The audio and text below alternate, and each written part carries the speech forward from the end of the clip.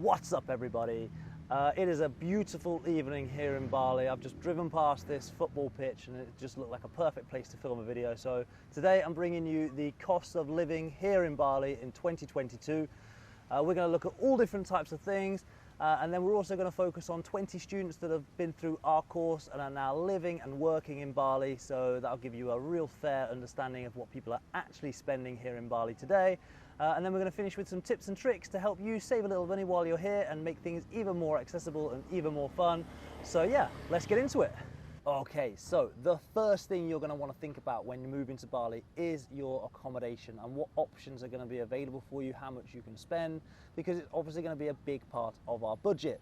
So fortunately, Bali has an amazing range of different things for different prices. You can live in hostels for $100 a month, and you can live in amazing villas on the cliffs overlooking the ocean for $10,000 a month. It depends on obviously what you're wanting to spend. Most people here in Bali will spend between sort of 4 million to 10 million, which is around $300 to $700 a month, with a kind of average being around $400.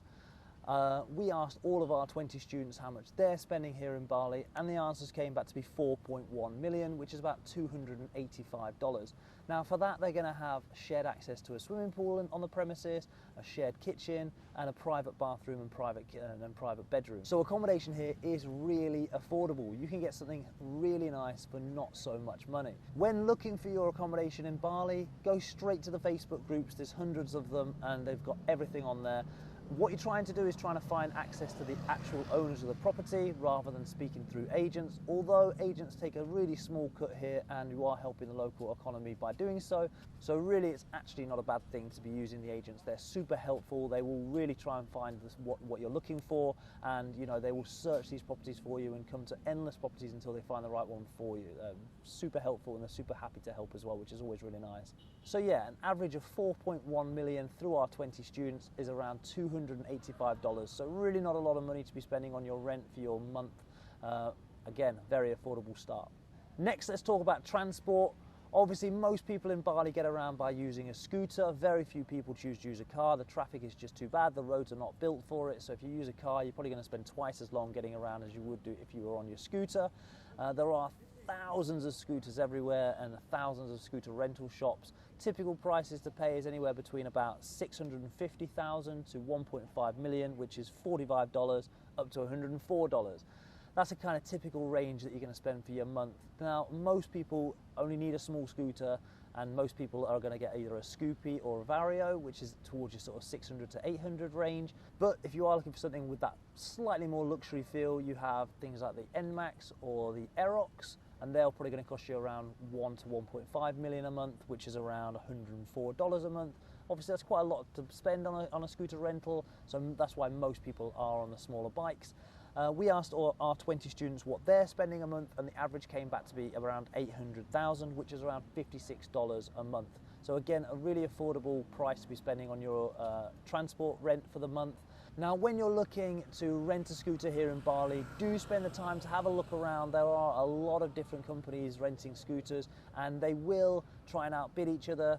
If you are patient enough to walk around and ask and, you know, say, well, I got offered it a little bit cheaper at the road, because obviously you're going to be spending quite a lot of time on this scooter. Most people have just one scooter for the whole time they're here. So, you know, if you have 100k less every month, that's going to add up for the whole time that you're here. So do spend the time to look around. Again, use those Facebook pages. They're there for a reason, and they're really helpful.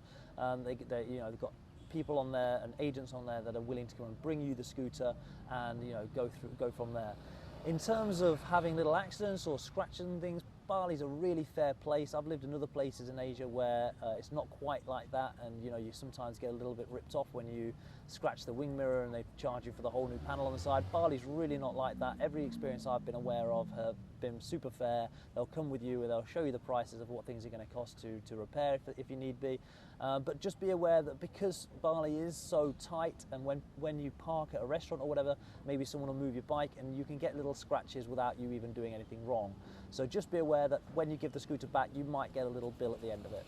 Now that leads us into our gas price. How much are we going to spend on petrol for your month in Bali? And this is where things start to look really good compared to what else is going on in the world right now, because it only costs about 50k to fill up your bike, which is about $3.48, and that's going to last an entire week. So let's add that up for the month, and we're probably going to spend about $13, $14 for the month. Now, $14 for your monthly petrol, I think you can agree, is fantastic and feels fantastic. I just don't spend any time at petrol stations. You fill your bike up, you forget about it, and you come back in a week or so's time. You know, I travel quite a lot on my bike, so I probably spend a top end of the budget rather than some people who just float around in the local area. So, you know, some people are spending even less than that. So it's a really fantastic feeling to think how little you're spending on petrol. We asked our students how much they're spending, and the average came back to be $12.50 for the month, which is just fantastic. Okay, now we come to another big one. Let's talk about food, because food here in Bali is amazing. There is options everywhere, and you can get every type of food here in Bali. You know, they've got absolutely everything. If you're a health nut and want to eat really healthily, there's just some amazing options. If you're vegan, again, fantastic options. Vegetarian, a fantastic option. Just absolutely every walk of life that you could ever imagine. There's just amazing food options here, but it does come with a price. Food in Bali can be sneakily expensive. You know, when you're going out and spending 150, 200k on a meal, you're almost spending $14, and that's kind of Western prices again. So there are little tips and tricks that you can do. You can save a lot of money eating in the right places. But my biggest tip for this is to find the 50k places. When you're here, you'll realize what that means. There are a lot of restaurants and a lot of places that offer 50k meals. So our biggest tip for you straight away is to find those 50k deals. I know a lot of our students talk about where they can go. We have a restaurant on our road called Doppio, which is a really good 50k place. Every meal on the menu is 50k except the salmon. I've been caught out by that. But yeah, everything is 50k, so $3.50 for your meal is absolutely fantastic. The trick is to carry a water bottle with you, so you're not spending money on drinks, because drinks in Bali can be almost expensive as your meal, particularly if your meal is only 50k. It's not uncommon for drinks to be sort of 35 to 45k, particularly if you're wanting something quite nice, or, you know, a beer can often cost you 45, 55k. So be careful with the drinks that you're drinking when you're out. That's going to save you a lot of money. Typically though, if you're going out for an evening meal and you're not conscious about where you're going, meals tend to range from about 70 to 200k, with an average of kind of about 100, 120k, which is around $5 to $8 for your meal, depending on where you go and what you're having. Which again, it's a really fair price, but it does add up over the month considering how easy it is to eat out here and how familiar it becomes to eat out here. And all of a sudden you realise you've eaten most of your meals out in the month and you're wondering where your money's gone. Well, it's going on those drinks and those extra meals that you're having that could have been 50k. We asked our 20 students what they spent for their monthly average for their food out, and it came back to be about $4,270,000, which is $297. So actually more than the rent. Most people will spend more money on eating out than they are on their rent here in Bali, which is a little bit crazy, but it's just the culture, and it's because food is so cheap out and it's so easy and so accessible, and it's delicious. So yeah, our average $297 for people to be eating out. So my second tip is a big one. Eat local food. There are some incredibly delicious options that you can eat locally, like sati baba or nasi campur. These are local options that you can get for super cheap prices. I mean, literally as small as 5k for a meal, which is just pennies. They are small portions. I tend to have 2 or 3 of them, but still, even so, 15k for your lunch or your dinner is just a fantastic price, and it really does save money in the end. I've just seen everybody charging behind me. I think there's some action going on. So yeah, just saving all that money on your food is going to be really beneficial for you in the long run. So if you're getting to the end of the month and you're feeling the pennies are getting a bit pinched, then you've got a fantastic option. Go and eat local, go and mix with the locals and see what they're eating, and just ask what's good, and yeah, prepare for your taste buds to be blown away. So that leads us into groceries and what people are spending on groceries per month. Now, it's kind of common for people to move to Bali and think, well, I'm going to eat at home, save a lot of money, and then you realise quite quickly it's actually kind of more expensive sometimes.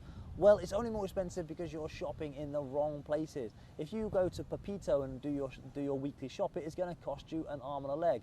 Pepito is a big supermarket here that's in most of the sort of expatriate communities. but it is super luxury. You know, you walk in, it looks lovely, and all the aisles are really super stacked. But walk around the corner, you can go to a local supermarket and literally spend a fifth of the price on what you're buying. It might not look the same, it might not be in the same packaging, but it tastes the same, and that is the most important thing. So that brings us to my next tip then of shopping locally as well. Don't just eat locally, shop locally. Go to the local shops and you will save a fortune on what you're spending.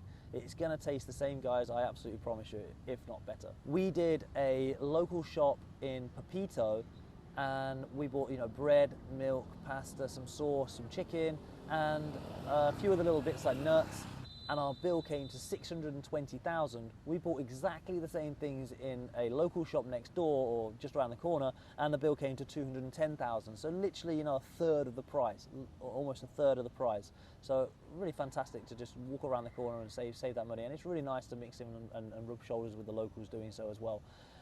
We asked our 20 students what they're spending a month on groceries, and the average came back to be $1,240,000, which is about $87. So not a lot, and it's probably a reflection that a lot of them are eating out.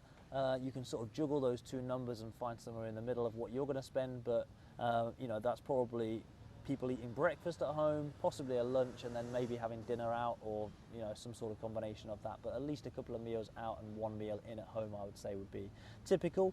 So yeah, $297 for our food out, $87 for our groceries and our food in. Again, super good prices really in comparison to what you're going to spend back home. Yeah, fantastic. Now let's talk about some extra things that we need in our lives to stay happy. First things first, a gym membership. I know when I first came to Bali, I was a bit shocked at gym prices. I knew of places like Wanderlust and Body Factory, so I went to go and check them out pretty much on day one. Walked into Wanderlust, which is a fantastic CrossFit gym, and had a look around, and I was thinking, wow, this is fantastic, I love it, sign me up. Saw the prices and was like, okay, see you later. Did the same thing when I went to Body Factory, had a good look around. It was even smaller, and I thought it was going to be cheaper, and it was actually almost twice the price. It was wild. And so yeah, just be aware that gym prices here are super expensive. A gym, let's say Wanderlust, is probably going to cost you about 1.5 to 1.6 million a month, which is about $104. So super expensive compared to what I'm used to from the UK and from Europe, which you can go and get a $19 monthly membership in a gym that's huge and has every piece of apparatus, and usually open 24 hours as well. So you know, I was really surprised with gym prices. You can get things in the smaller end of the deal, on the smaller side of the budget, at around 500k, which is around $34, but you do get what you pay for. It's going to be small, it's going to be tiny, the machines are going to be a little bit old, and it's just not going to be too great, but it will do the job. There are some fantastic options. I know near us we have Zin Cafe, which has got a little gym upstairs. It's only super small, but it's only 600k for the month, so that will save you some money. And yeah, you've got a few options, but things are expensive here. When it comes to gyms, things are expensive. I was really surprised, so just be aware of that. We asked our students what they're spending. They're 20 students, and they came back with an average of $67 a month for their gym or yoga memberships, or you know, anything within that sort of category. So yeah, $67 is quite expensive. It is expensive compared to where I'm from. I'm not sure what it's like where you're from, but $67 for me seemed quite expensive. But the ones up at the top end of the range there, the Wanderlust, the Body Factory, they are famous for a reason. They're fantastic things, fantastic resources. Okay, next let's look at our cell phones and how much we're going to spend on data packages and phone packages. I highly recommend everybody gets a Skype membership here in Bali, because if you're ever going to want to phone home using Skype credit, not just Skype to Skype, you can actually put credit onto Skype and then ring through Skype. That is going to save you a lot of money. I put $10 on my Skype account maybe a year and a half ago, and I've still got $8 left on it. It's literally so cheap to make phone calls. When it comes up and says how much it's going to be, and it's often like 0.0012 cents a minute or whatever. So you can save a lot of money doing that. And then mostly everybody just gets data packages here and lives off the data. So an average kind of price that you're going to spend for your data package is somewhere between 100 to 200k for the month, so about $7 to $14. I spend quite a lot because I've got into a bad habit of listening to Netflix shows when I'm going to bed and just falling asleep with it on, waking up in the middle of the night and thinking, oh, I've done it again, and I noticed that I'm off the Wi-Fi and using phone data, so I spend a lot of money doing that. So I'm probably spending about 300 to 400k a month, which is just crazy, but you can spend as little as 100. We asked our 20 students what they're spending, and they spent about $9.50 on their phone credit every month, which is, you know, a very fair price. That's about 110,000 IDR. So yeah, just in comparison to what you're going to spend back at home, it's a really great price, but obviously you're not getting a phone in there in the deal as well. You're just going to get the SIM card. When you arrive into Bali, you will need to buy a SIM card, and you will need to register your SIM card. This is really important. Some people feel like they're a bit nervous to hand over their passports and sign up for a SIM card, even though they're only getting a pay-as-you-go sort of deal. But that's just the way it is here in Bali. So don't be worried when your little local shop is asking you to do that. Everybody has to do that. So yeah, when you buy a SIM card, be prepared to give them your passport and just let them register it and associate it to you. Cool. Okay, let's talk about travel insurance. You're going to hear me speak about travel insurance quite a lot in these videos because it is super important, particularly when you're so far away from home and you know things are very, very different here. You want to know that you're well protected. We recommend all of our students to have travel insurance through Safety Wing because we know that they're reliable here. We know that they're respected in the hospitals, and we know that people just get their money back straight away if they end up spending their money first. So yeah, we would strongly recommend Safety Wing. There's actually a link in the description below if you're wanting to use that insurance as well. So out of the average price for our students, they were all spending $39, so our average was $39. There are other insurance companies available, and I'm sure your home countries are going to offer different types of insurance companies and things. So just be careful with your insurance. Make sure that the hospitals, the local hospitals, are going to recognise and be a part of that insurance policy. Because sometimes, you know, I've been abroad sometimes, and I've rung my insurance. And they say, yep, you can go to this hospital, and it's 20 miles away, and there's one literally 3 miles around the corner. And I say, why can't I go there? And they say, well, it's not part of, we don't associate with that one. So, you know, just be careful with that. Like I said, we know that Safety Wing is pretty good here in Bali. So yeah, $39 for your monthly travel insurance. Okay, we're getting to our last two things then. So the second last, our penultimate item is extra shopping in terms of clothing. Okay, so there are a huge range of clothing options here in Bali. You can spend anything from 50k on a t-shirt all the way up to 500k if you're wanting something really well branded. I tend to shop very locally and buy all the local products because it's super cheap, and here in Bali clothes don't last that long anyway because, you know, you're washing things in big laundry mats, and you know, just wear and tear in Bali just seems to be a lot worse than back in England or wherever you're from. So be prepared for your clothes to not last quite as long, so you probably don't want to spend too much money on them. So yeah, local options is where I go, but I know a lot of people that don't, and they use all the Western brands here. There's an amazing range of shops here, but you know, you're going to pay for it. So we asked our students what they're spending on extra shopping a month, and it came out to be about 900k, which is about $63, which I think is probably about what I spend on clothes every month. I probably spend even less if I'm totally honest. But yeah, so $63 a month on some clothing items. That takes us to our last item, our miscellaneous items, our extra little things, our headphones when we break them, our extra pair of flip-flops, our sunglasses because we left them in the scooter, or whatever you're spending money on. That's just those extra little things every month that we need to consider. So we asked our students what they're spending a month, and they came back to be about $71. That's including things like a spa day or a surf lesson now and again, or playing badminton, tennis, or whatever. It's all those extra things that people are spending money on every month. So $71 is not a bad price at all. So that brings our total for our average over our 20 students to be $988.41 USD, which is just shy of $1,000, which is 749 pounds, Great British pounds. So a very fair cost of living for the standard of lifestyle that you can live here in Bali. You know, you really can live an amazing lifestyle and spend very, very little money. Just living a nice lifestyle doesn't have to cost you a fortune, which is why a lot of people are here. Okay, so let's finish with a few tips and tricks of things that you can do to try and save yourself some money whilst you're living here. We've mentioned a couple of shopping locally and eating locally. These are two really big ones. They are going to save you a lot of money. I know I eat as locally as I can. Local food is delicious. You are really going to find some amazing places here. They have a lot of what are called warungs, which are local restaurants, and they have food that are kind of on display in warm little hot shelves, and you can just pick and choose your options and spend like 25, 30k on a big meal that's really going to fill you up, and then get a coconut for sort of 10 or 15k, whereas next door in the Western restaurant you're going to probably spend 2 or 3 times that. So eating locally is really going to help you and save you a shed ton of money. The second tip was obviously to carry a water bottle around with you. This is a huge tip, and one that's going to cost you save you a fortune. You know, you spend 5k on a bottle of water and save yourself 35 from just buying a small drink in a restaurant, which you're probably going to need 2 of because it's so hot. So carrying a bottle of water everywhere you go is vital. I've always got one with me, always got one in my bag, and probably go through 2 or 3 of the big bottles a day. So that's my second tip. Next one is to find those 50k restaurants. They are really going to save you a fortune as well. There's loads of them. There's enough of them to keep you busy for the entire duration of your time here, and it's a fantastic way of eating cheap. Our next tip is to think about your renting options. Don't be afraid of moving in with friends or people that you don't even know yet. Everyone's super friendly in Bali, and it's a real big part of our culture to live and share space together. So having that option as something that you would consider is going to save you a lot of money. Finding single bed apartments or little villas is quite expensive because there's very few of them, and the ones that are here are sort of taken quite quickly.